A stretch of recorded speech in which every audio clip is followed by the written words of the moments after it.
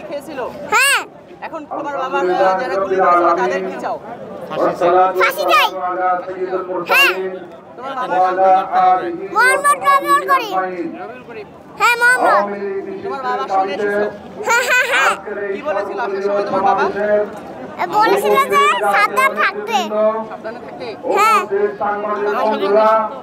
আমি নিষিদ্ধ চাই। আর কি কি চাও? শেখ হাসিনার ফাঁসি চাই। আমি আমার বাচ্চাকে নিয়ে আসার একমাত্র উদ্দেশ্য হয়েছে আগামী প্রজন্ম যেন জানতে পারে আমাদের দেশে একজন গণহত্যাকারী হাসিনা ছিল। আগামী প্রজন্ম যেন জানতে পারে আমাদের দেশে একজন স্বৈরাচারী হাসিনা ছিল এবং ফ্যাসিস্ট হাসিনার দোসররা ছিল। তার জন্য আমি আমার সন্তানকে নিয়ে আসছি। আমি একজন জুলাই যোদ্ধা। গত 19শে জুলাই আমি গুলিবিদ্ধ হয়ে আহত হয়ে আমার এক পায়ের কর্মক্ষমতা হারাই। আমি একমাত্র এখানে আসার উদ্দেশ্য হয়েছে স্বৈরাচারী ফ্যাসিস্ট গণহত্যাকারী শেখ হাসিনার এবং আওয়ামী লীগের নিষিদ্ধের দাবিতে একাত্মতা প্রকাশ করার। আমার ছেলের বয়স 5 বছর।